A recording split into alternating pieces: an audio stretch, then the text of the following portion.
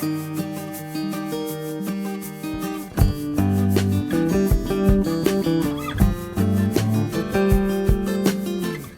nós vamos dar continuidade naquele projeto de comentário de artigos do diretor nacional de Nova Acrópole em Portugal, professor José Carlos Fernandes.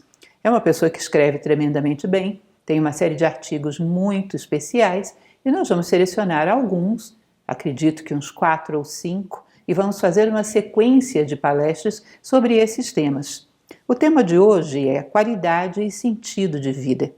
Sim, eu já gravei uma palestra a esse respeito, que existe no YouTube, mas o enfoque do professor José Carlos, que é sempre muito poético, muito bonito, é bem diferente, porque ele trabalha com a ideia de qualidade de vida diretamente relacionada à vida interior.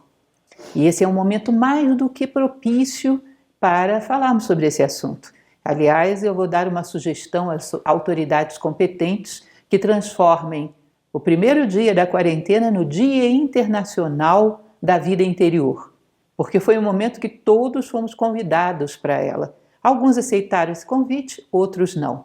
Mas nós estamos aqui, nós filósofos, insistindo para que você não perca essa oportunidade. Então, o nosso enfoque hoje, vocês vão receber o link para o artigo. Algumas vezes a página pode estar fora do ar, insistam depois. Dentro da página de Nova Acrópole Portugal, vocês têm lá artigos do diretor nacional, onde vão encontrar uma seleção belíssima de artigos sobre os mais diversos assuntos. Vamos lá? Vamos então com o professor José Carlos Fernandes, evidentemente comentado por mim, não há como ser diferente, qualidade e sentido de vida. Vamos fazer algumas colocações do que é dito no texto. Ele vai começar pela aquela observação que a gente não pode deixar de fazer, né? O tempo foge. A única coisa que podemos saber do tempo é que ele passa, e passa rápido. Ou aquela frase em latim que tanto se pronuncia, memento mori, lembra-te, recorda-te de que vais morrer. Ou seja, o tempo flui muito rapidamente. Ele é um recurso limitado. E toda vez que você tem um recurso limitado, tem que ter um sistema de economia para empregá-lo bem. Falo bastante sobre isso quando falo sobre a administração do tempo, ou seja, não é algo que dê para você economizar, usar em outro momento, é cada momento você tem que usá-lo imediatamente ou o perde. Não dá para armazenar, portanto exige muita presença de espírito, porque ao perder tempo, perdemos também vida. Ou seja, esse palco, esse momento que nos foi dado no palco da vida para desempenhar o nosso papel e dar o nosso recado, que é o fundamental. Não deixar que a plateia saia de mãos vazias. Bom, ele vai falar a respeito de um dos fatores que fazem com que o nosso tempo se perca, ou seja, um dos fatores de esbanjamento de tempo, que é exatamente a identificação com a nossa máscara, a máscara passageira que utilizamos. Vocês sabem que o nome personalidade vem daquilo que na Grécia se chamava persona, que era a máscara que se utilizava no teatro grego. Era uma máscara que às vezes você tinha 4 atores, ou menos até, desempenhavam 10 personagens.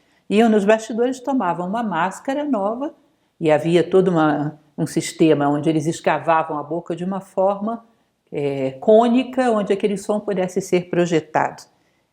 Cônica, espiralada, para aquele som poder ir um pouco mais adiante. E um ator desempenhava 3, 4 personagens.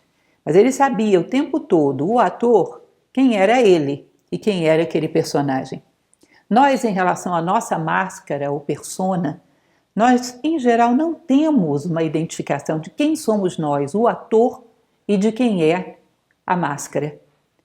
Só um ator muito bom, um ator profissional, que sabe desempenhar muito bem, dar muito bem o seu recado, mantém o tempo todo a consciência de quem é ele e de quem é a máscara.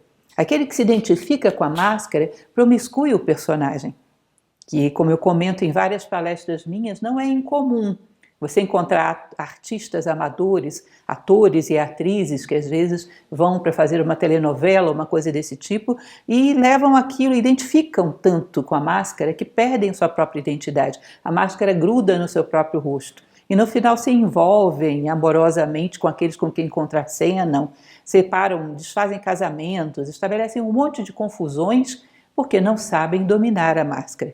Quem não sabe dominar a máscara é dominado por ela. Isso não é um bom ator.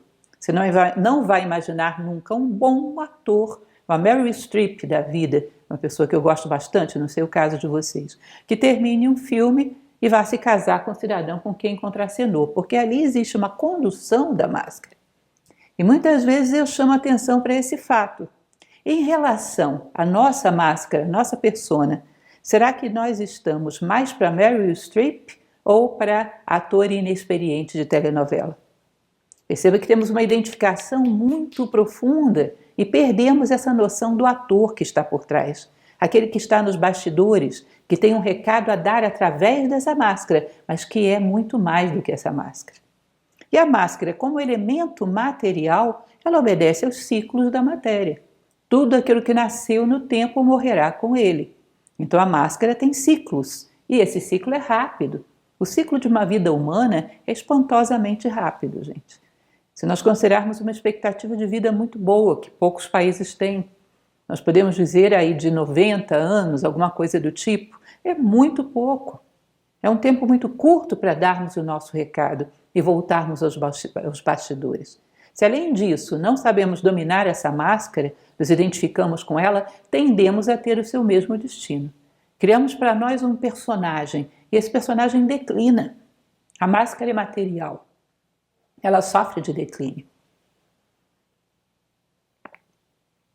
Então a máscara envelhece, dissolve, morre, mas o rosto que está por trás não. E isso é interessante observarmos. O rosto que está por trás pertence a uma outra esfera, com outras leis e não obedece necessariamente aos ciclos da matéria. E é exatamente a busca desse rosto que está por trás que é o elemento fundamental que se expõe nesse texto como aquilo que se deve fazer para buscar qualidade de vida. Bom, o professor José Carlos ele vai dividir no seu artigo, ele vai desenvolver em paralelo, é um pequeno artigo, mas ele desenvolve em paralelo a ideia da qualidade de vida externa, essa que vem da nossa ligação com as circunstâncias, e a qualidade de vida interior, interna. A qualidade da vida que nos envolve e a qualidade da vida que nós envolvemos, que se passa dentro de nós. Vamos discutir um pouquinho nessas duas dimensões? Bom, a qualidade de vida, ele vai dizer que tem muito mais a ver, não com posses ou com circunstâncias externas, mas com discernimento e requinte. E isso é bem interessante, essa palavra requinte é uma coisa terrível, porque quando a gente pronuncia, pensa-se em pessoas snobs e ricas, como se o requintado fosse só aquele que tem muitas coisas, e não aquele que tem muitas coisas para dar. É curioso isso. Requinte é a possibilidade de você ter lucidez suficiente e discernimento suficiente para parar a cena e escolher a melhor palavra, o melhor pensamento, o melhor sentimento, a melhor ação. Aliás, vou dizer a vocês, isso não é uma estatística, mas das pessoas que conheci ao longo dessa minha vida, que já não é tão curta, as requintadas sempre foram as mais simples. Aquelas que tinham não uma preocupação em parecer alguma coisa, mas um legítimo interesse pelos sentimentos alheios. Essas eram requintadas. Aquelas que ficavam procurando a melhor palavra para te dizer o que tinha que ser dito, mas com o menor ferimento, com o menor dano possível. Isso é o conceito de diplomacia, né? Dar o seu recado ao mundo, mas com o menor dano possível. Ou seja, requinte não tem nada a ver com esnobismo. Requinte é a capacidade de conter o ímpeto, o impulso e examinar as opções da tua vida, para escolher aquela que é mais apropriada, que cumpre com a sua função, que caminha para o seu destino, para o seu ideal, mas causando o mínimo dano pelo caminho onde ela passa. Ele vai dizer que isso é um elemento interessante porque vai nos permitir desenvolver uma análise dos nossos sentimentos, dos sentimentos do outro, empatia, vai depurando o nosso gosto, vai desenvolvendo um discernimento cada vez mais fino, mais afiado, ou seja, trabalhando com esse elemento da construção de uma vida interior. Existem visões diferentes a respeito daquilo que é o melhor da vida. Ele cita isso, cita alguns nomes, eu selecionei só 2, Platão e Shakespeare. Talvez se você fosse perguntar a Platão o que é o melhor da vida, e ele não entrasse numa colocação muito filosófica, porque eu acho que qualquer grande homem da história Se você fosse perguntar para ele o que é o melhor da vida e ele fosse responder muito ipsis literis, ele diria que é o ideal humano, a plenitude de valores, virtudes e sabedoria. Mas Platão, se você o pega numa conversa e pergunta o que é muito bom para você na vida, dentre as melhores coisas, talvez ele dissesse ideias verdadeiras. Ideias verdadeiras são maravilhosas. Elas projetam a nossa consciência para o espaço, elas nos dão uma possibilidade de reflexão fora do comum. Aí se você chega para um Shakespeare e pergunta o que é melhor da vida, talvez ele dissesse a beleza que você percebe na harmonia das coisas da natureza, nas vozes da natureza, nas vozes do homem quando está inspirado. E assim, se você fosse perguntando para vários homens, eles te diriam talvez o que é o melhor da vida, aquilo que imprime maior qualidade de vida, ou uma das coisas que imprime maior qualidade de vida, segundo o ponto de vista deles. Eu me recordei, uma ocasião eu lia um livro de Roger Scruton, e ele citava uma observação de David Hume a respeito do observador fidedigno. Ele dizia, bom, como é que vamos saber se uma coisa é bela, digamos, uma música indiana própria da cultura indiana, difícil de entender para os ouvidos de um homem ocidental. Como é que eu vou saber qual é a boa raga indiana? Aí ele falava, bom, Hume dizia que você teria que pegar, para poder julgar o que é bom, o que é belo, o que é nobre, em cada contexto, pegar nessa civilização uma pessoa que fosse um juiz fidedigno, ou seja, cuja vida, moralmente, psicologicamente, espiritualmente falando, fosse harmoniosa o suficiente que desse a ele um padrão para reconhecer a harmonia do lado de fora. Então, o juiz fidedigno, o observador fidedigno, é sempre uma pessoa cuja visão de mundo é confiável. E aí, voltando ao artigo do professor José Carlos, eu imagino que quando você pega um Shakespeare, quando pega um Platão, que são bons juízes fidedignos, ainda que a resposta deles, de imediato, sobre quais são as melhores coisas da vida, possam diferir, como ambos são cidadãos fidedignos, ou seja, com status de harmonia moral, essas visões devem ser perfeitamente conciliáveis. Então é muito fácil conciliar a beleza com o mundo das ideias. São quase que duas formas de falar da mesma coisa. Eu acho que qualquer ser humano equilibrado e harmonioso no mundo, que eu pergunte para ele o que é o melhor da vida, ele vai me dizer algumas coisas que seriam conciliáveis com qualquer outro homem digno da humanidade. Não deve haver contradição aí. Ele vai continuar falando ainda sobre essa questão da escolha. Um dos elementos fundamentais da qualidade de vida é exatamente uma boa escolha, uma escolha adequada. Tá? Como diriam os pitagóricos, o belo é difícil. E um dos elementos fundamentais que tem a ver com o título desse artigo é o sentido de vida. Muitas vezes já tratei desse tema em palestras minhas e vocês lembram disso. Se eu pergunto, estou andando na direção correta? Você vai ter que me perguntar para onde você quer ir. Eu quero ir para a porta. Bom, agora está correto, agora está errado. Agora é verdadeiro, agora é falso. Agora é bom, agora é mal. A partir do estabelecimento de um sentido de vida humano, nós podemos fazer escolhas adequadas. Imaginem vocês. Você não quer chegar em lugar nenhum, que nem Alice do País das Maravilhas conversando com o gato, né? Qual é a estrada certa? Onde você quer chegar, menina? Não sei, lugar nenhum. Bom, para quem não quer chegar em lugar nenhum, não existe certo, qualquer estrada é certa. Dentro de um padrão social onde as pessoas não têm um sentido de vida humano claro, como é que elas definem o que é certo e o que é errado? Como fazem escolhas? Como definem o que é bom e o que é mal? Como definem o que é honesto e o que é desonesto? Só tem duas possibilidades. Ou elas decidem pelo coletivo, é o que está na moda pensar, é o que todo mundo pensa, ou, em segundo lugar, pelos seus interesses. Não tem outra forma. E certamente isso não é um bom critério para fazer escolhas. Então ele vai dizer que um dos elementos fundamentais para nos aportar com qualidade de vida é fazer escolhas humanas, boas escolhas, escolhas adequadas para um ser humano. Assim como a escolha adequada do alimento faz bem ao nosso estômago. A escolha adequada do pensamento, sentimento, ação faz bem à nossa vida como seres humanos. O que mais? Ele vai falar um pouco a respeito das iniciativas da nossa vida. Esse é um assunto que mereceria, eu acho que uma palestra, uma live à parte. Que significa a imaginação, a criatividade, a vontade que temos de realizar coisas. E muitas vezes, em primeiro lugar, às vezes nem despertamos isso. Em segundo lugar, às vezes, quando despertamos, a sociedade vem e joga uma pá de cal em cima e diz: isso não dá dinheiro. Em terceiro lugar, às vezes, quando começamos a desenvolver essa nossa iniciativa, essa nossa criatividade, essa ação que sentimos que pode agregar valor ao mundo, existe uma necessidade de sobrevivência. E, em geral, essas ações que aportam valores ao mundo estão longe de coincidir com as mais lucrativas e bem reconhecidas no mundo. Olha, vamos e venhamos, já estou sentindo a sua crítica vindo aí pelo ar.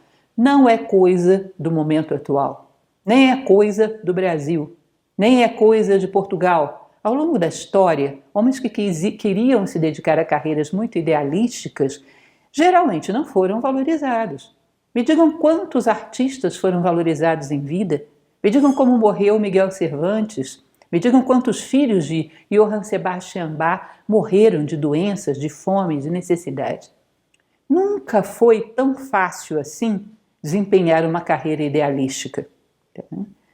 Então, nós teríamos que pensar a respeito da qualidade de vida, de expressarmos aquilo que viemos a expressar no mundo. Sim, não deixar de expressar, se eu sou uma filósofa, vou fazer filosofia. E, aliás, filosofia não é nem um bom exemplo, porque filosofia deveria ser para todos e não só para filósofos. Mas digamos que eu seja uma cantora, eu vou expressar a minha realização no canto. Mas, às vezes, canto não é suficiente para sobreviver no mundo atual. Então, a gente concilia, paga um tributo à sobrevivência, podemos dizer assim. Sobrevivemos e fazemos aquilo que realiza, aquilo que sentimos que realiza a nossa alma. E aqui, algo que não seja, de forma alguma, ilegal ou cause algum prejuízo. Essa divisão, particularmente aí é uma opinião minha, ainda não é tão boa assim. O ideal seria, sim, que você cante, e você tenha um emprego onde você aqui exerça da melhor maneira possível e tire sua sobrevivência. Mas aí também, ainda que você não esteja cantando aí, preocupe-se em trazer um pouco de beleza. Bom, essa atividade que eu desempenho profissionalmente, através da qual eu sobrevivo, ela é totalmente destituída de beleza, não traz beleza nenhuma ao mundo. Se eu estou lá dentro e aquilo que faço com beleza, agora ela traz beleza ao mundo. Entendem isso? Se vocês disserem, nessa sala não tem nenhum copo, eu vou dizer, tem. Olha aqui, eu tenho um. Então essa sala já tem um copo. Se você dentro do seu emprego faz as coisas com beleza, com espírito de bondade, não tem nenhuma bondade nesse emprego. Tem, olha aqui, ó. Eu estou usando, eu tenho. Ou seja, a ideia é não restringirmos o nosso coração. Realizarmos, sim, aquilo que sonhamos.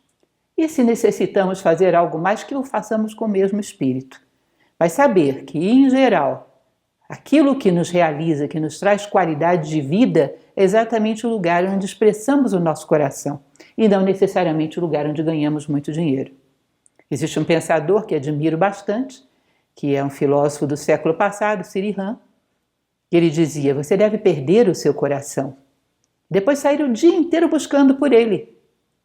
No final do dia você descobrirá que o seu coração é o coração de todas as coisas. Ou então esse é um elemento a considerar na sua qualidade de vida, o que você faz na sua vida exterior e como o faz, seja lá o que for.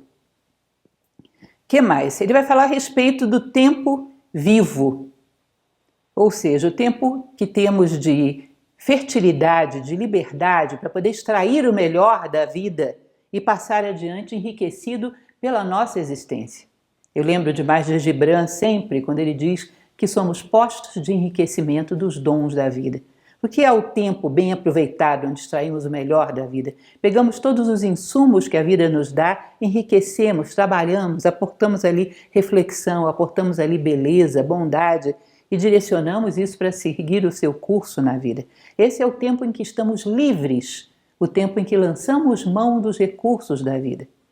E o tempo em que estamos prisioneiros, é aquele tempo em que restringimos a nossa vida a uma mecanicidade e a nossa felicidade ao mero conforto, ou aos padrões da sociedade de fama, de reconhecimento e de conforto.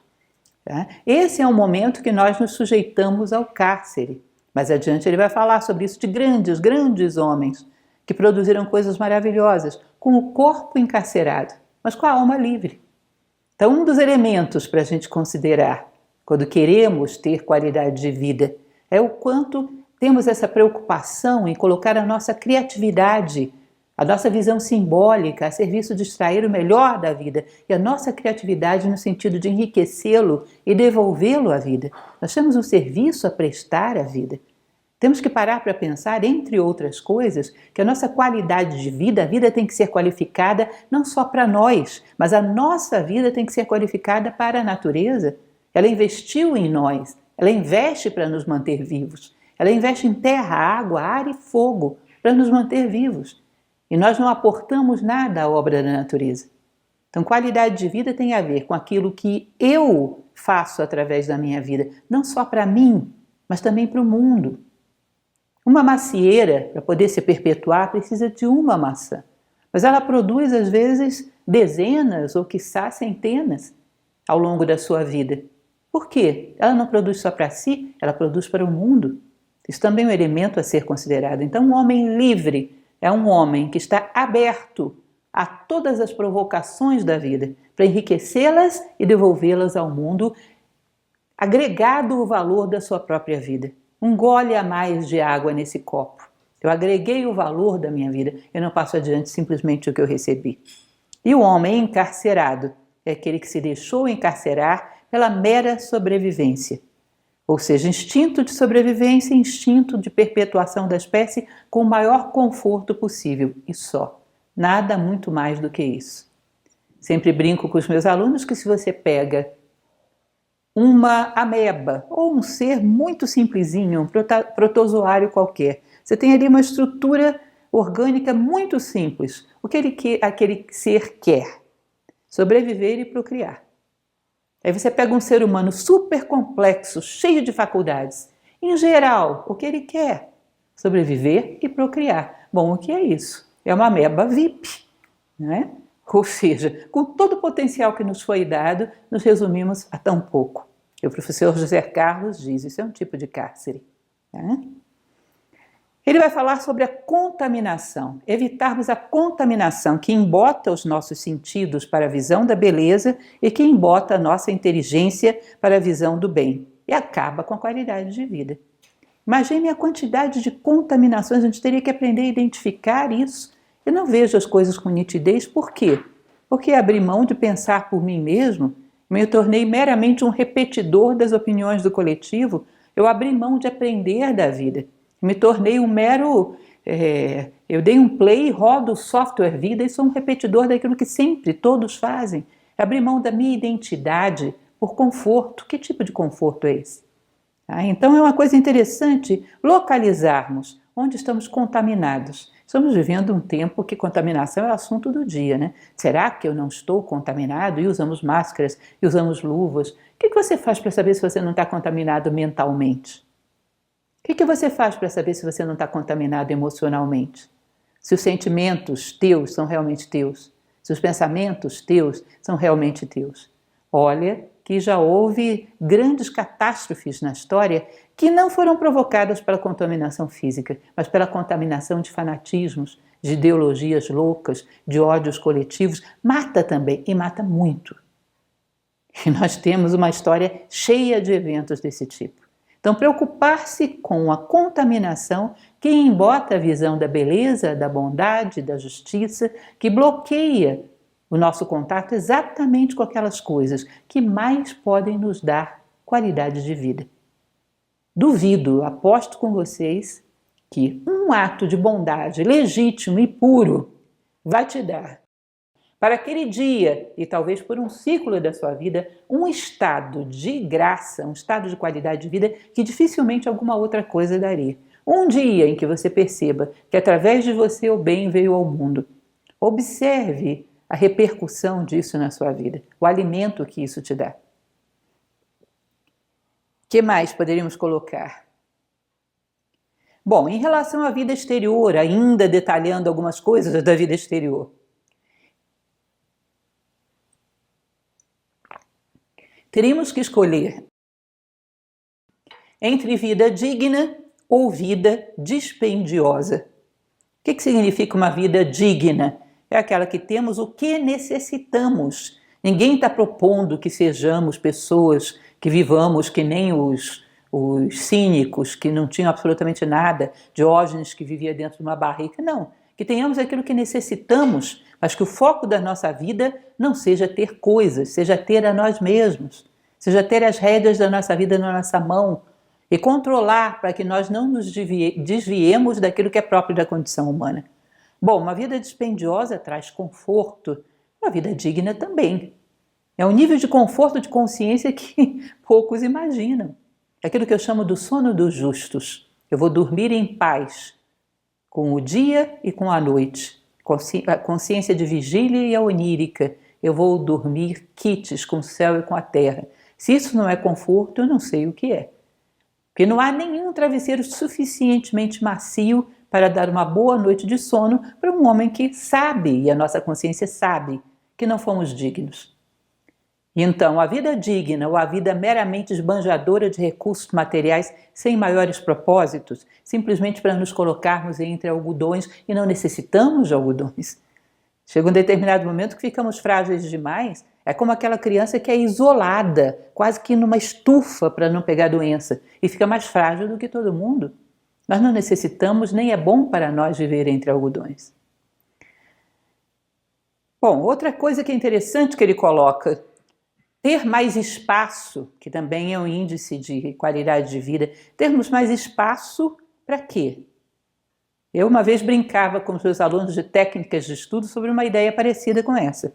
As pessoas têm um apartamento que tem uma sala de estar, uma copa, 2 quartos e 2 toaletes, por exemplo. Aí eu digo, onde você estuda, onde você reflete, onde você seleciona, onde você tem sua biblioteca pequena ou média, do tamanho que for. Ah, minha casa não tem espaço para isso. Aí eu perguntava para esses alunos, e agora eu pergunto para você, se eu desse um jeito de pegar esse apartamento de 2 quartos dessa pessoa e colocar mais um cômodo, será que ele seria para quê?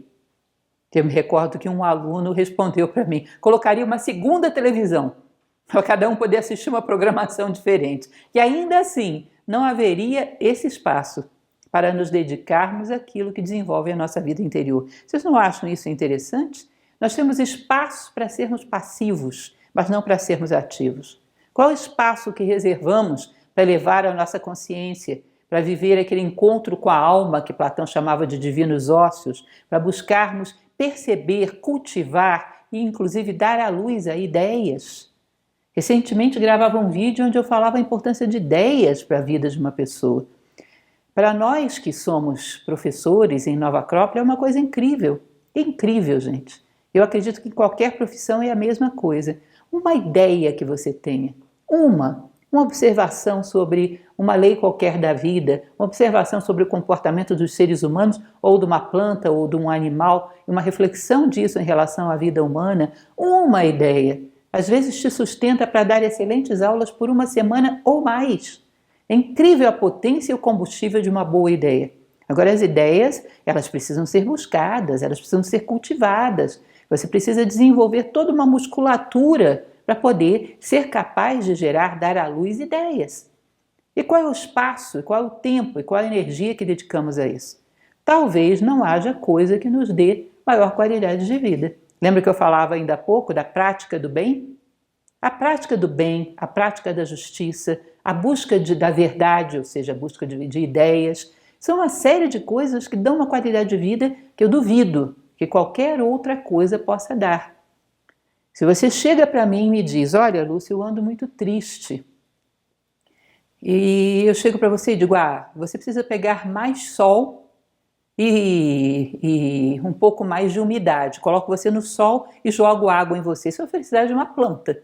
Uma planta precisa de sol e água. Um ser humano vai ficar bronzeado, hidratado, mas infeliz. Um animal, eu preciso de mais comida e preciso procriar. Tá, eu coloco um monte de comida na sua frente, eu coloco você para procriar, você vai ficar muito bem alimentado, com os instintos atendidos, mas infeliz. Tem certas coisas que são felicidades específicas para cada conjunto de seres. A felicidade específica do ser humano é dê a ele valores.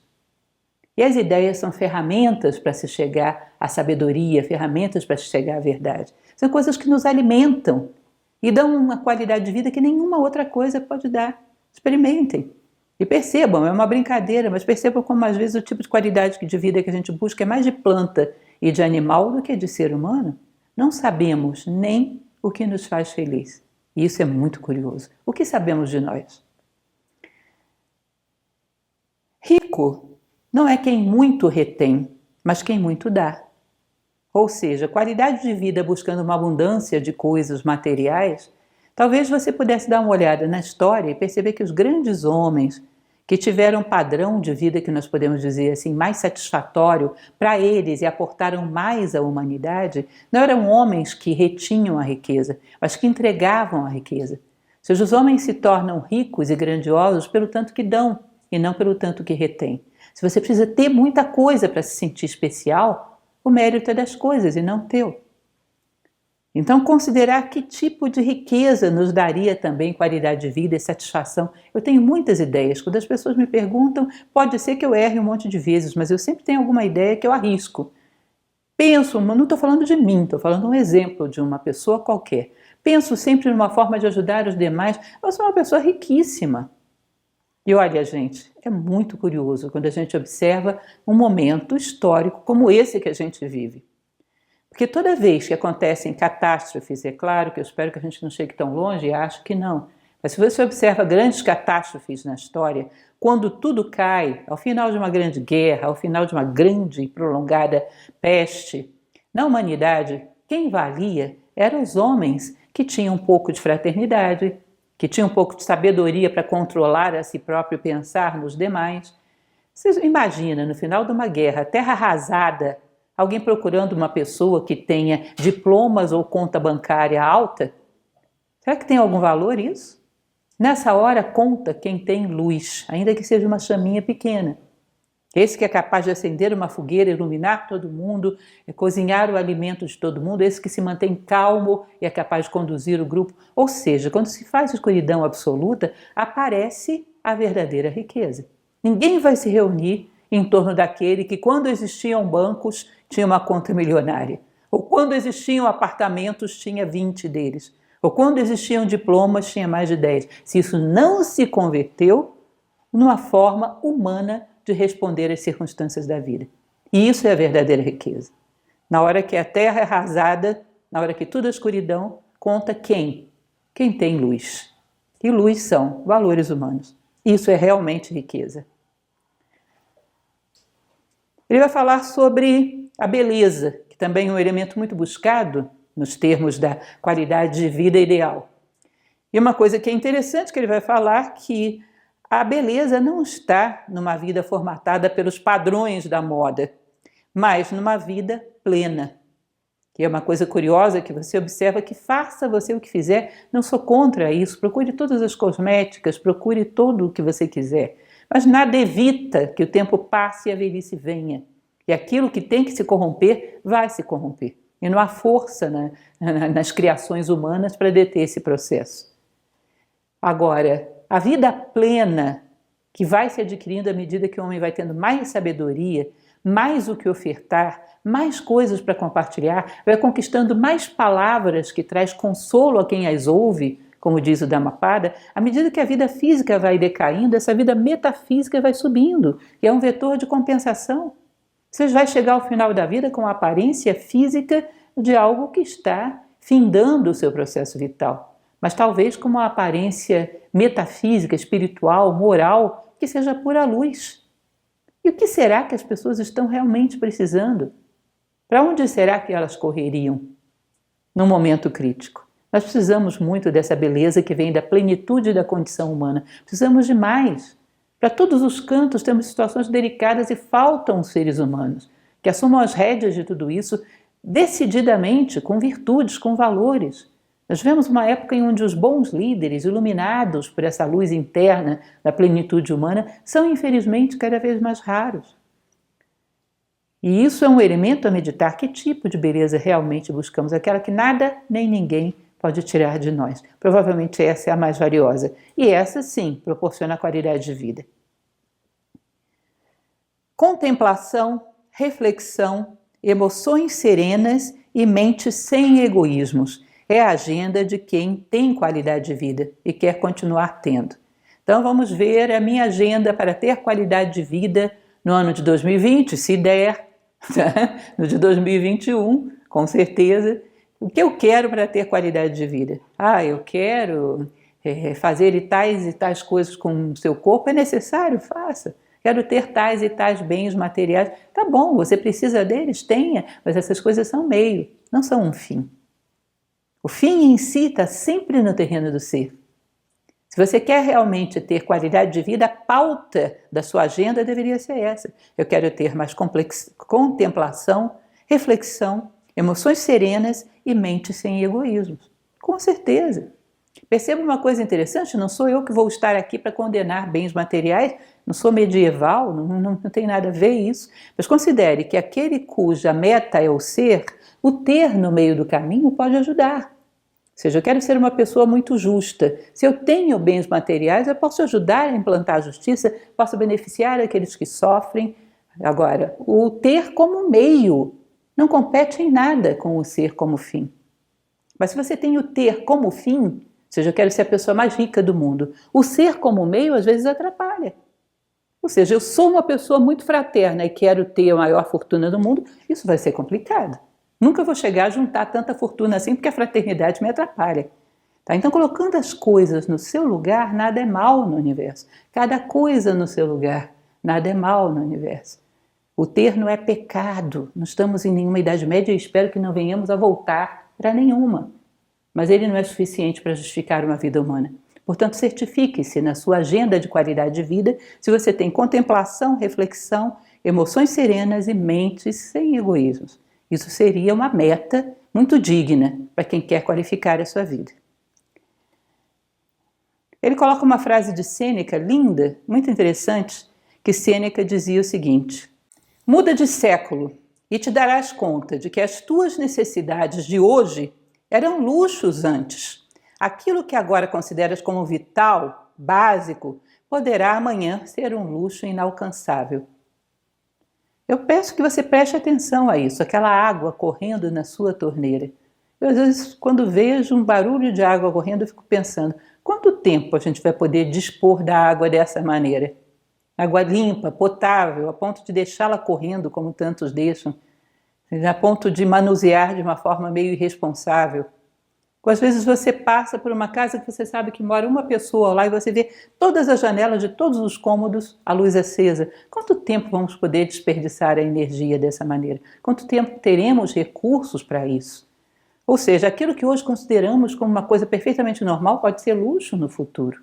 E se nós estamos definindo a nossa felicidade, a nossa qualidade de vida pelo que temos, cuidado, isso pode ficar complicado. Eu sou do tempo que começou a telefonia celular. Já tem umas gerações aí que viveram com isso a vida inteira. Eu percebi isso chegando. Eu me lembro que a primeira pessoa conhecida que teve um telefone celular, eu falei, Deus me livre disso, eu não sou médica para o pessoal ficar me localizando o tempo todo. Para que eu tenho que ter um aparelho que o tempo todo as pessoas têm que estar podendo me interromper no que eu estou fazendo? Qual é a necessidade disso para mim? E hoje nós consideramos isso como imprescindível. Isso não tem muito tempo. Talvez isso no futuro já não seja mais tão importante, ou seja, não defina a sua qualidade de vida em cima de coisas tão superficiais. Nós temos, não temos, não temos, e aí? A sua qualidade de vida vai depender das circunstâncias históricas em que você nasceu? Você não é capaz de se impor ao meio? Você não é capaz de ser o que é, independente das circunstâncias, como o homem de ouro, que dizia Platão? O ouro não se corrompe, independente das circunstâncias onde ele se insere, ele é fiel a si mesmo. Então, é um elemento a considerar, uma boa reflexão sobre essa frase de Sêneca. E ele vai continuar falando que a vida interior, essa sim, garante valores invariáveis, permanentes, que nunca poderão ser tirados de ti, porque aquilo que é realmente teu não pode ser tirado de ti, e só esses valores. O resto todo, até isso aqui vai ser tirado de nós. Só esses valores não podem ser tirados de nós. Eles são invariáveis, são consistentes, dão autonomia, liberdade e felicidade. Ele vai falar, bom, Giordano Bruno, Tommaso Campanella, Fyodor Dostoiévski, no cárcere. Será que eles eram mais livres ou menos livres do que os escravos da alienação que a gente encontra soltos pela rua, parecendo teleguiados por uma programação que já estava do lado deles quando nasceram? Software vida, só deram play. Quem é livre, afinal de contas? Qual é o campo onde a nossa liberdade é mais fecunda e mais pode dar qualidade à nossa vida? Ou seja, vida interior. Construção de uma identidade sólida, fundamentada em valores, que nos permite fazer boas escolhas, que nos permite serenidade, paz de espírito, realização plena. No nível em que estamos. Você pode dizer, realização plena só em homens perfeitos? Não. Homens perfeitos, aqueles que virão lá no final da evolução humana, terão a realização que é própria do degrau deles. Nós temos a realização que é própria do nosso degrau. Isso já dizia o Caibalion egípcio, o que é acima a abaixo. Eu acredito que um planeta, ao completar a sua órbita, se tem ou se tivesse consciência disso, teria um nível de felicidade que não é maior nem menor ao de um homem que completou o ciclo do seu dia, fazendo o que lhe corresponde como ser humano. Planeta fazendo o que lhe corresponde como planeta e homem fazendo o que lhe corresponde como ser humano, a felicidade é idêntica. O universo não sabe onde começa pequeno, onde termina grande, não existe isso. Isso só existe na imaginação da gente. Ou seja, a vida interior começa a gerar realmente outro nível de qualidade de vida. E ele vai dizer que a alma humana, essa essência que reside em nós, para ter qualidade, ela necessita uma referência de direção, um ideal. Eu quero chegar ao final da minha vida maior, mais consciente da minha condição humana, com mais valores integrados à minha vida do que eu tinha quando eu cheguei. Quero fazer diferença para mim mesmo e para o mundo. Você já precisa de uma meta e lealdade a essa meta. Só essas duas coisas ela precisa. E ela já te proporciona um infinito de qualidade de vida. Muitos homens na história, como esses 3 que citamos dentro de um cárcere, foram capazes de ter uma qualidade de vida muito boa dentro de um cárcere. De tal maneira que nós, soltos pelas ruas, não conseguimos atingir esse mesmo nível de qualidade de vida. Ou seja, a fonte é interna. Isso é uma coisa importante para realçar.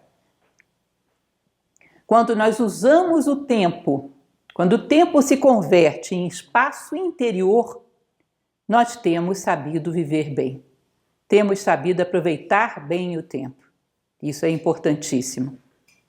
Essa vida interior, ele conclui, que não teme o tempo e não teme a morte, ela é a fonte da verdadeira qualidade de vida. E nós estamos num momento muito bom para virar para dentro e perceber o que seria essa qualidade de vida. Quem sou eu, onde eu quero chegar com tudo isso, que ferramentas utilizarei, o que me realiza de fato, o que me faz feliz de fato, quais são as ferramentas que eu escolherei para construir a minha vida. O que me dá o sono mais tranquilo, a vigília mais tranquila, o que me faz coincidir comigo mesmo, o que me dá plenitude. Esse é um bom momento para sairmos da alienação externa e nos virarmos para dentro e construirmos a nossa verdadeira qualidade de vida. E ele vai concluir de uma maneira linda, gente, muito linda. Ele pega um texto dos Upanishads, são um conjunto de textos indianos maravilhosos, e esse Upanishad vai falar um pouco a respeito de uma palavra, aquilo. O aquilo a que ele se refere é essa essência divina no homem, que se você tem, tudo mais será dado por acréscimo, como diz a Bíblia. Ele se refere a um personagem, um nome, na verdade, que é Maitreya. Maitreya significa o benevolente, o amigável. Ou seja, uma conversa que você tem com o ouvido benevolente de um homem que quer realmente saber o que tem valor na sua vida. Ou seja, alguém mais sábio que você vai falar ao seu ouvido amigável o que é aquilo que se você tem tudo. Mas se não conquistou, não tem absolutamente nada. Então, meras cascas, coisas sem raiz, que qualquer tremor do tempo e do momento histórico vai tudo por terra. Vamos ouvir então um pouco desse texto? Na verdade, um esposo não é amado pela sua mulher, mas só quando se ama aquilo, o esposo é verdadeiramente amado. Certamente, uma esposa não é amada pelo seu marido. Só quando se ama aquilo, a esposa é verdadeiramente amada. Na verdade, os filhos não são amados pelos seus pais, pois só quando se ama aquilo, os filhos são verdadeiramente queridos. Na verdade, a riqueza não é amada pelos ricos, pois só quando se ama aquilo, a riqueza é verdadeiramente querida. Na verdade, a casta dos brahmanes não é amada por eles, pois só quando se ama aquilo, a casta dos brahmanes é verdadeiramente amada. Na verdade, a casta dos kshatriyas não é querida por eles, pois só quando se ama aquilo, a casta dos kshatriyas é verdadeiramente querida. Na verdade, os mundos não são amados pelos homens, pois só quando se ama aquilo, os mundos são verdadeiramente queridos. Na verdade, os deuses não são amados, pois só quando se ama aquilo, os deuses são verdadeiramente amados. Na verdade, as criaturas não são amadas, pois só quando se ama aquilo, as criaturas são verdadeiramente queridas. Certamente não há nada que possas amar, pois só quando amas aquilo, tudo se converte no objeto do teu amor. Aquilo tem que ser visto, ouvido, percebido e conhecido, ó Maitreya. Quando vemos, ouvimos, percebemos e conhecemos o ser, todo o demais é verdadeiramente conhecido. Muito belo, muito inspirador, que eu espero que dê para vocês, renda a vocês uma boa reflexão, que lhes proporcione qualidade e sentido de vida, que são, na verdade, os dois, um só, e emanam ambos da vida interior. Muito obrigada.